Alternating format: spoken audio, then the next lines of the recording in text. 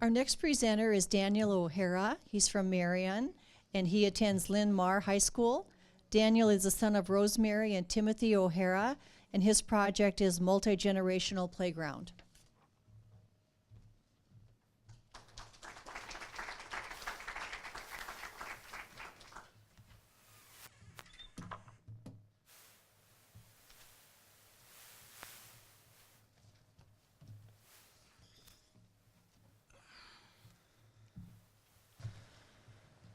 Hello, my name is Daniel O'Hara,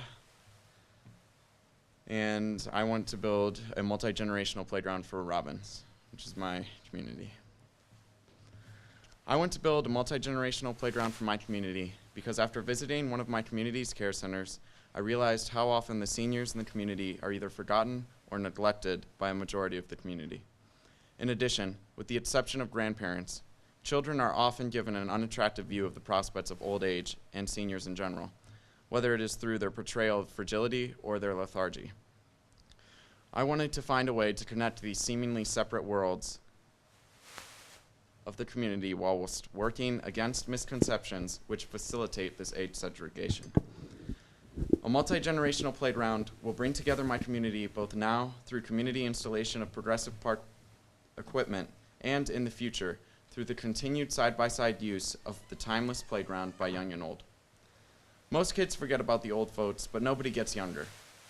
As America's population ages, the community multi-generational playground is a healthy way to expose children to a more diverse population than they initially realize, and gives the older generations some much-needed fun and increased contact with the community.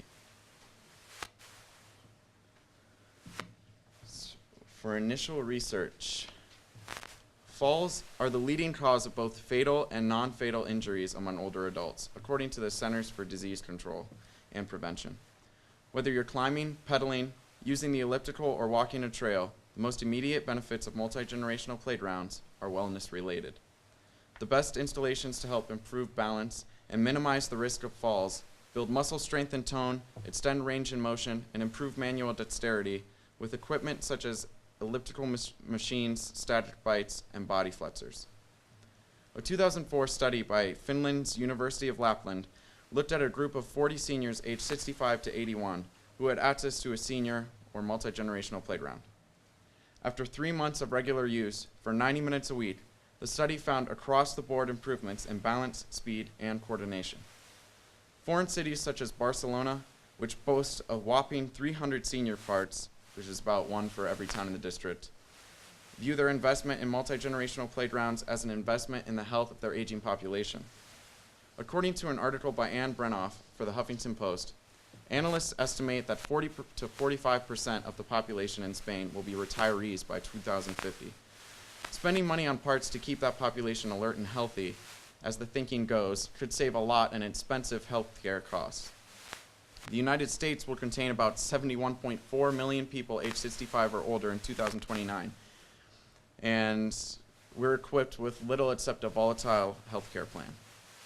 A grassroots, community-driven charge for multi-generational playgrounds could provide a sustainable solution for an ever-growing societal problem. The mental and social aspects of the parks were noted as well.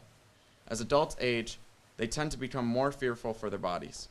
If a child falls, they may get hurt, but they're probably going to get up. If an older adult falls, they might have a fracture. After regular use of a multi-generational playground, however, the seniors moved faster and felt empowered to manage physical obstacles when they met them.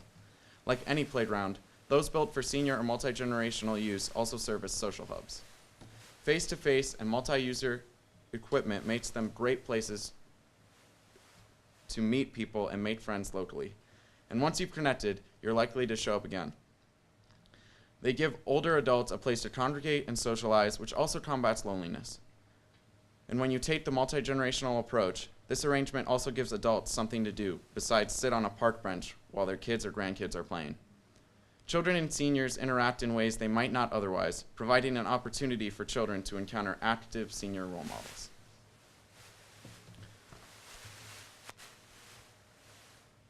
These are examples of what the playground would entail. This is a chest press, a lat pull, which is a muscle in your legs. Okay. light press. As you can see, these are multi-user, which would enable lots of interaction.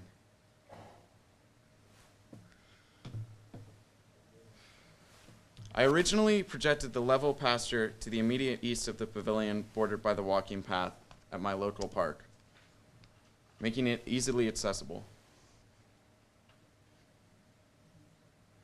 So that would be right there. To be the ideal location for the 25 to 33 foot area the multi-generational playground would encompass. But after consultation with the mayor, we now project the site to be to the immediate east of the pre-existing playground, which would be in this space. Community members and volunteers would first dig about 1 foot 8 inches deep, 3 foot and 1/4 inch diameter of sod out of pre-marked post areas, then place assembled outdoor fitness equipment post extensions in designated areas, all at least 4 feet inside the edge of the playground footprint and 5 feet from the pole of another piece of equipment. After packing the soil around the poles to remove air pockets, concrete would be poured until the remaining hole around each pole was filled. Concrete would then be left to dry. After lining the exterior of the playground footprint with raised paving stones, engineered wood chips would be shoveled to cover the entire footprint. Outdoor fitness equipment would be purchased from Greenfields Outdoor Fitness with contributions from the City of Robbins and any other corporations willing to sponsor the purchase of the piece of equipment. I am currently in contact with Unity Point, Emery Place, the local Knights of Columbus chapter, East Marion Rotary International, and the local American Legion Post.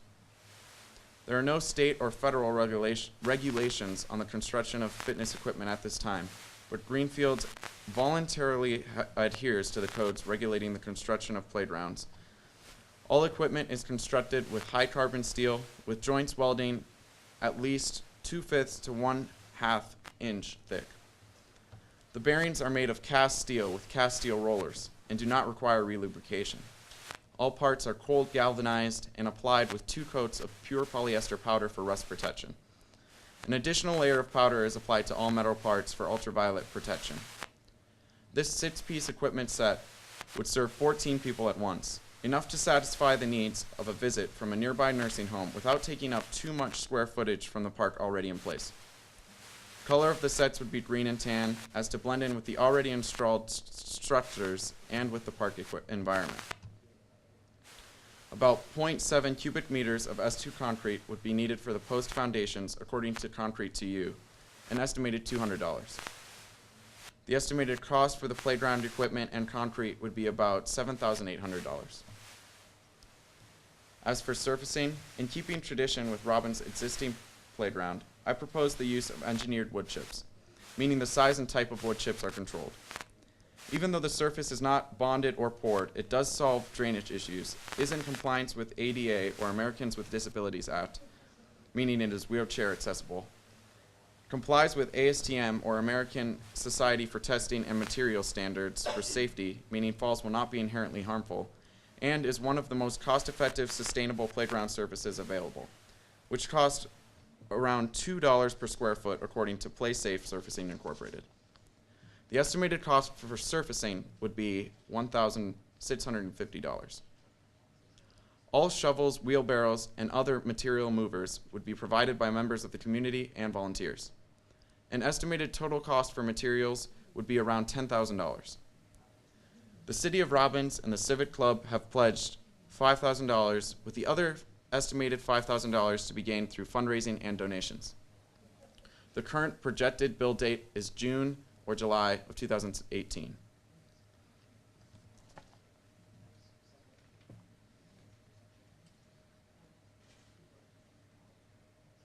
This is just the area we flagged and marked as the projected build site.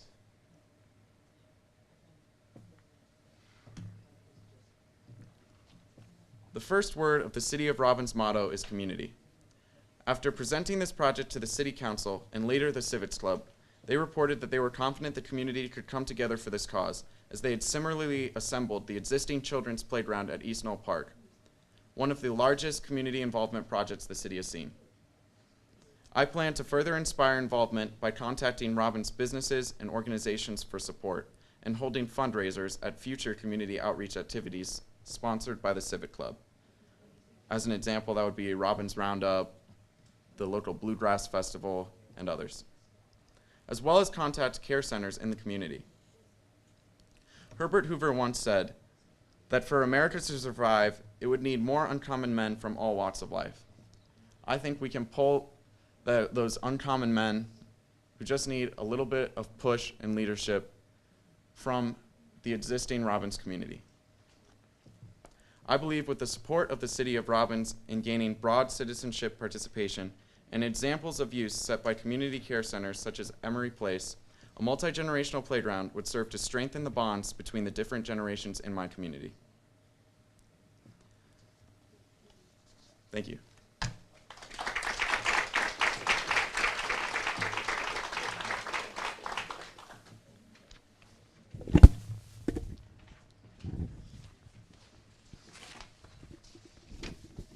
You mentioned you had a grant for $5,000. Is that a matching grant, or is that a grant you've already received those funds? From the city? I don't recall sorry. yours. Yeah, from the city? So the city is giving $2,500, and that's matched by the Civic Club. Okay, thank you. And so together it's $5,000. Okay. And then So we how much left do you have to raise then? $5,000. Okay. And you talked about some fundraisers with other clubs, or were you going to do some yourself? Did I catch that correctly? You're going to do it with other clubs? Hope to do it with the Civic Club. Okay, thank you.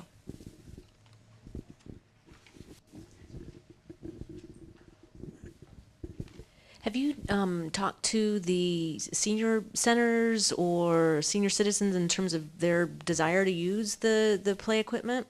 So when I first started thinking about doing this project, I talked to Emery Place specifically just because they're the closest senior center to my home, and I'd been there before with my mom. And they said they would love it, so that kind of piqued interest because I thought, well, if it's going to be used, then this is a great thing, and we should see about doing this. And they said that they and other care centers in their community would definitely bus senior citizens like as an activity to go there. So that really was a good sign for me. Thank you.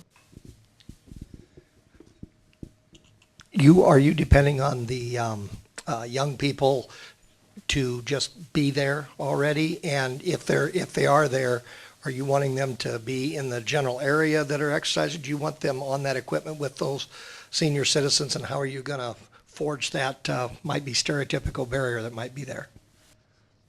Right. So I personally use East Knoll Park, and so I know it is definitely used by people my age, which is quite incredible for a community park. But I would like the playground equipment itself right now is used by younger children. I would foresee this to be used by a range from young adults to older generations, and I would like through the community, like through the fundraising and through the building of this project, I would want to stress that as far as raising awareness and keeping everyone active.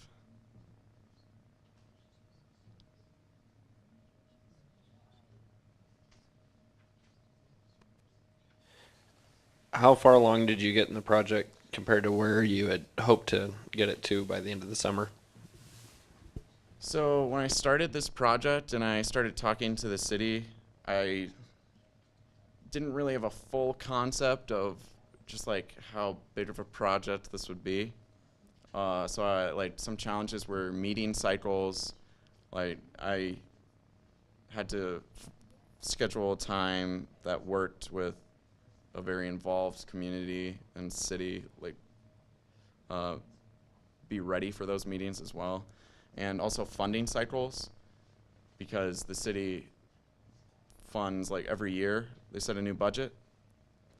So it took a little bit more planning than I thought it would take, but I'm pleased with the progress, I guess, because I think it will get done.